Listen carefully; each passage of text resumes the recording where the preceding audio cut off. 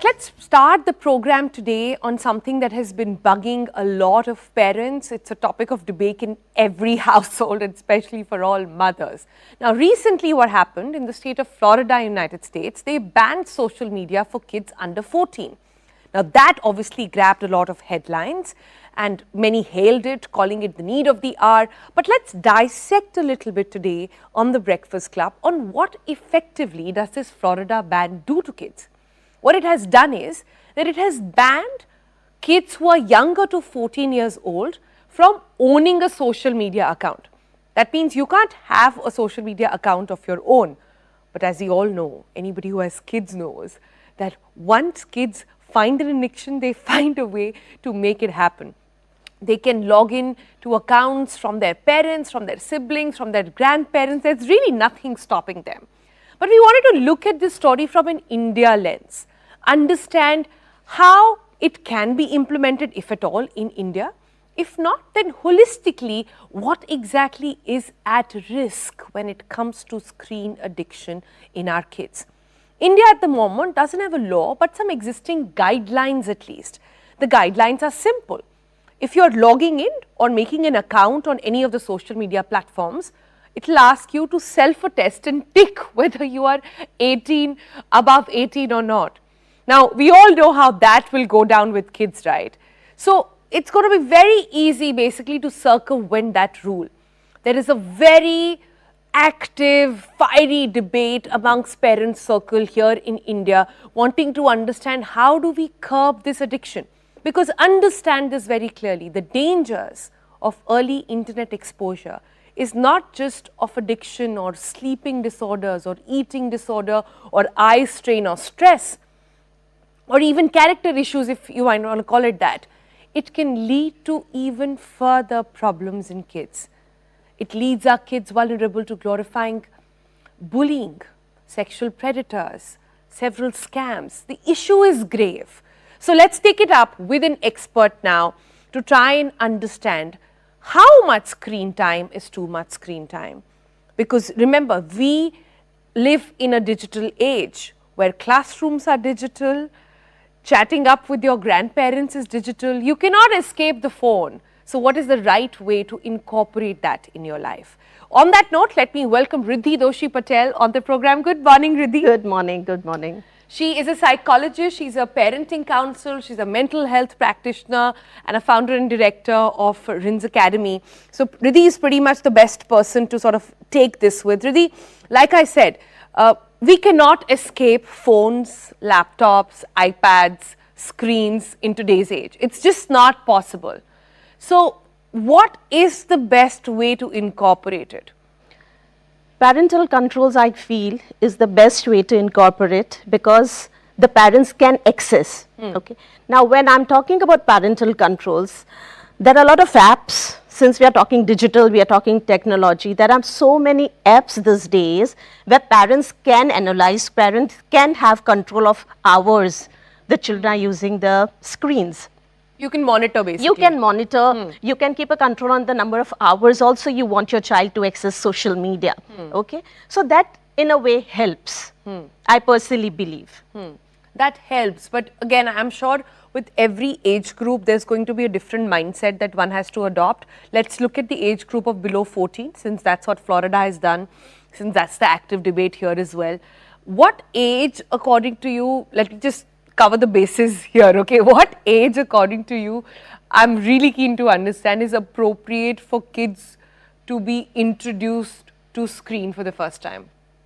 I would say not about 8 years. If you ask me as a child psychologist, not below 8. About 8, that too 40 minutes, 45 minutes, that too also for your education purpose.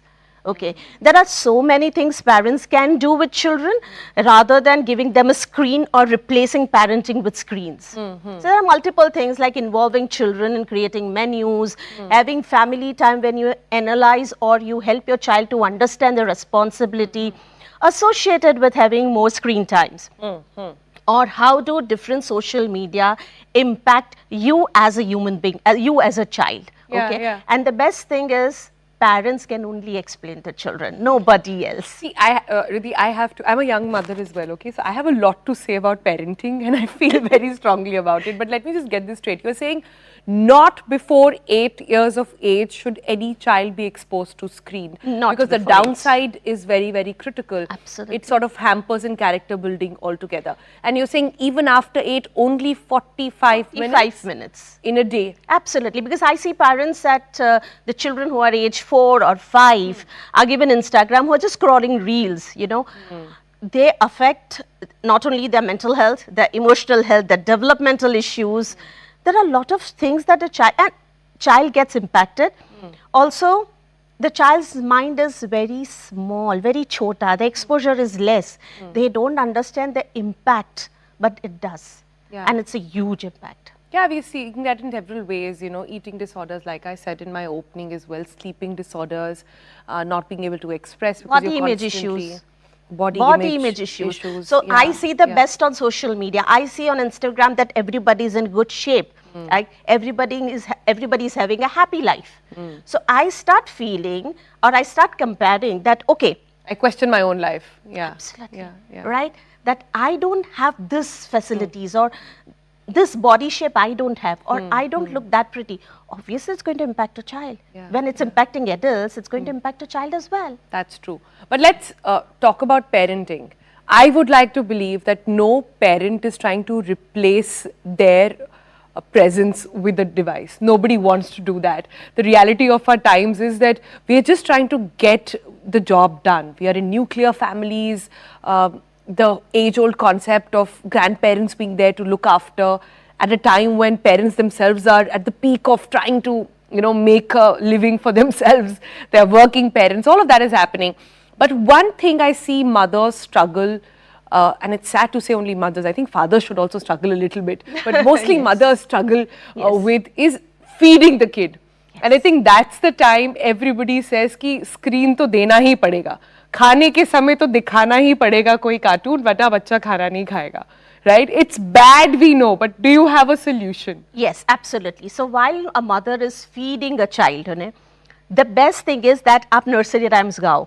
Okay, आप अपने बच्चे के साथ the food that you're making your child eat, talk about where the grains are coming from. So this is how you're going to help your child increase the general knowledge. अच्छा, आप कौन से state से वो grains आ रहे हैं? जैसे if you are making your child eat porridge, talk about wheat.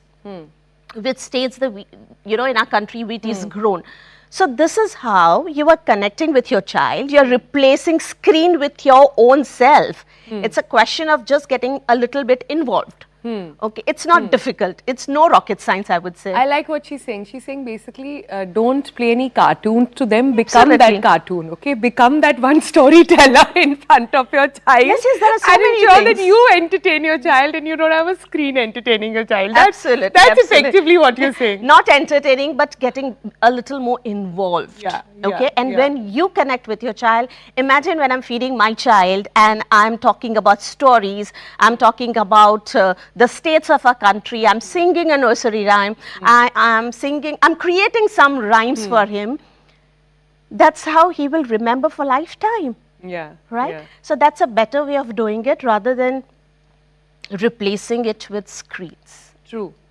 So, I like the 8-year threshold, but from 8 to 14, what Florida has done is, and what also social media does in India, at the moment, a lot of these platforms ask you to claim and put it out that whether or not you're 18 plus, otherwise you cannot have a social media account. That hasn't stopped any child on this planet from getting away from social media. That's the most bizarre thing, any which ways. But moving in 8 to this 14 bracket, 8 is the time in the kid's life when school is active, they're talking about things, projects are coming in, a lot of those projects require you to be on the screen, require you to be in front of the laptop. Like I said, the pandemic has sort of, you know, it's really extrapolated us into this journey of digital revolution as well, and classrooms are now going to be on your laptop. Absolutely. How do you balance it then? So that's all the screen needs to be used for. Okay. Apart from that, see, if your child loves reading, okay, replace Kindle with book, the hardbound books, okay. A little tweak. if you're putting up a message in family group on WhatsApp that what you want to eat, go and meet your grandparents, go and meet the family members on Sunday, create a menu together. Okay, so this is how you're replacing, instead of WhatsApp, you're using face-to-face connection. So from real to real is a transition, but it's not difficult. Also, the time when you are at home, that is the weekends, right? You can have your children involved in gardening and cooking and the household chores, right? One thing. So weekend should be screen blackout Absolutely, times. absolutely. No screens on no weekends. screens. So there no should screens. be rules not just about when you can use, but when you can definitely not use screen. So when we're talking about child, it is important that the parents also obey that rule, okay? Because if we parents are constantly on mobile phone, the children are going to mirror us as parents. So evening, put your phone aside. Probably when your child sleeps and you want to just scroll or you want to check the WhatsApp, do it. But avoid in front of your children. Unless they are 14 or 15, where they know that the mother is going to work or the father is going to work, and this is a device helping them to connect with people for their work. Else it should be avoided. So weekend should be like Sunday, no phone day. Okay, this is something which I'm also trying to implement at my end. How's with that my going? How is that going? It's going good because either morning we go out for a walk together or we sit and have breakfast or we do gardening together, but there's no phone day. At least till 1:30, no phone. Right. So that's how you are connecting with your family, your child. You're creating a space for your child to talk about the whole week, right? So while if you're working parents, during the week, we don't know what has happened with the child. We keep on asking, kya hua, kaisa gaya din? But the child doesn't want to talk because right now when I'm talking to you, you are saying, you're connecting with me. There are gestures. But children these days, they are not understanding those gestures because they are completely hooked onto the screen, and the screen doesn't teach them gestures. Okay, so it's very important to connect with people in real life so that there is a human connect. And human connect is important for a lot of developmental space in us, even the hormonal changes also. Right? So family time is something when you talk about how the week has been, how did you manage small situations. Riddhi, this is a very nice discussion because I'm getting a lot of comments online, and one question is actually saying, but what do you do when their friends in school have phones and mobile phones? My child comes back to tell me that my friend has a phone, why shouldn't I get one? Exactly. How do you answer that question? Yes, so that is the major issue. Parents are also in the space of comparison these days, right? And that is my concern. So when I read the news yesterday, the first question was that would parents stop comparing? Would children stop comparing? And that is exactly the space where you need to connect with your child and explain what are the responsibilities associated with screens, use of mobile phone. And you have to give your child to access WhatsApp or the school notes and all, then have parental controls, strict parental controls. Because the child's mind is not equipped to understand few things. Imagine you're on Instagram, the child is having Instagram account at 11 and a half or 12. And there's somebody who is slapping each other or such videos are seen. What is your child learning? It's okay to hit, it's okay to shout, it's okay to judge, it's okay to bully, right? So that's something which you need to explain your child. Yeah, you basically have to become a tiger mom, and you have to ensure that how we explain to our kids perhaps that there is an age for taking your own decisions, there is an age to vote, an age to start drinking, an age to start partying. Maybe there should be a very clear age to get tech involved as well. And even after that, there should be a controlled manner in which you sort of do this. Absolutely. But like you said, the heart of this entire issue is how much of this behavior can we as adults also inculcate. Yes. We do very often programs here and segments here on the Breakfast Club where we talk about how sleep disorder is increasing because people, the last thing they see before they sleep is actually their phones. When they eat, they're not listening to their body and their gut, but they're listening to somebody on TV, and that's why they don't know when to stop. So if we as adults don't sort of fix this problem, we'll never be able to pave the way for the younger ones as well. And also, I think the takeaway there, your last comments from you, Riddhi, on what can be done by these social media platforms as well. We now know that Florida is sort of, set the tone over here. Again, their law is also pretty much saying that you can't do it, you can't have a account. But like I said, nobody is stopping kids from, accessing social media if you don't have an account. But what then is a good approach for policymakers watching right now, for social media sort of companies watching right now? What should they be doing to have a very clear kid lens? So in our country, there's something called Aadhaar card. Okay. It's very important that whenever you open a social media account, you need to give a proof of your Aadhaar card. It is important. So make it mandatory, right? Also, like YouTube has YouTube Kids. So unless you go, if you're logging through Gmail, it's not going to allow you to access the YouTube, the normal YouTube. It's obviously going to take you to the YouTube Kids. Similarly, for all the social media handles, the algorithms needs to be set in a way that kids cannot access at all, because that is pretty dangerous. Dangerous indeed, Yes. but like I said, let's not paint a doomsday picture over here. The point is very simple. Like I said, there has to be an age for everything that you do in life, and perhaps one where you should access social media as well. It brings it, and internet with itself brings in a lot of good, but we got to know how to navigate the bad as well. And as long as we're doing that, we're going to be in an okay space. Thanks so much, Riddhi, for joining us. Thank